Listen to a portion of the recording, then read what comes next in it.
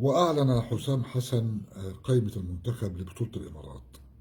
هذه أول اختيارات لأول مهمة، لأول خطوة لحسام حسن مع المنتخب.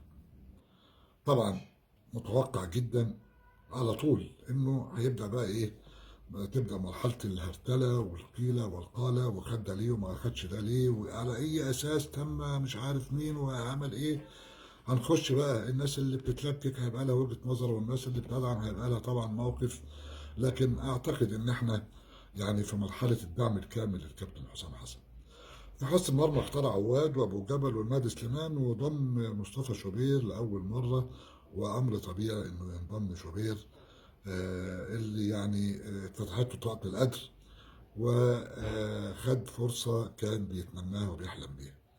في خط الظهر يعني خد هاني واكرم توفيق ومحمد حمدي ومحمد شكري واحمد حجاز وعبد المنعم ورامي ربيعه، وضم اتنين شباب صغيرين اعتقد انه هيكون لهم شأن كبير جدا، محمد شكري واحمد رمضان. وطبعا هنشوف الناس دي يعني في الجبهه اليسرى اللي المنتخب محتاج الدعم فيها.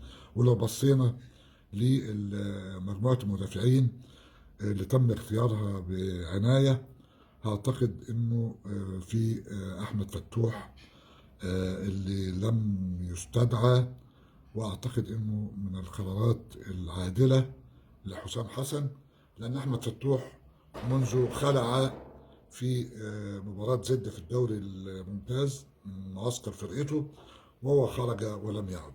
في خط الوسط جاب اختار حمدي فتحي ومروان عطيه وامام عاشور وقفشه واحمد نبيل كوكا. ولو بصينا الاسماء دي هتلاقيهم لعبوا مع بعض كتير قوي، مش لان هم بس من النادي الاهلي، لكن حتى في المنتخب لعبوا جنب بعض. واعتقد انه عندما ينضم لهم زيزو هيبقى الموقف افضل بكتير.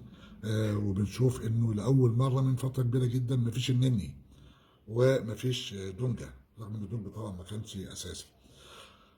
الفراوده هو خد تريزيجيه ومصطفى فتحي والشحات ومرموش ومصطفى محمد، واستدعى او ضم احمد عاطف واعاد محمد شريف، وبيدي فرصه للشامي. اعتقد دي ثلاث عناصر يعني ما كانتش اساسيه في المنتخب، اللي هو شريف والشامي وعاطف، ومحتاجين ان هم يقدموا نفسهم بشكل كبير. ومش موجود طبعا نجمنا الكبير محمد صلاح. وطبعا الفتره اللي فاتت كان في كلام كتير عن صلاح وراح فين وجه منين وليفربول والزمبريط اللي كانت شغاله دي. انا بحيي ابراهيم حسن مدير المنتخب اللي قال بعد الاختيار القايمه انه كنا نتمنى يكون موجود معانا محمد صلاح، لكن بناء على رغبه ليفربول ورغبه محمد صلاح تمت الموافقه على انه يظل في انجلترا لتاهيله افضل، ويعود ان شاء الله لمنتخب مصر بشكل احسن بكتير في الفتره القادمه، وكنا نتمنى وجوده.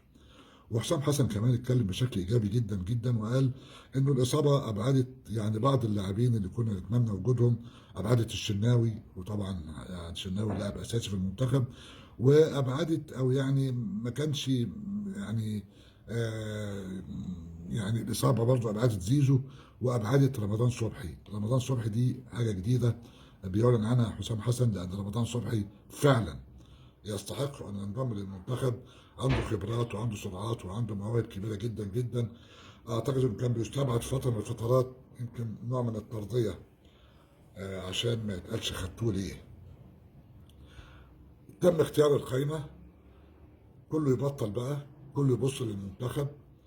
زي ما قلت مساله ان انا يعني احط مناخيري في مساله الاختيارات.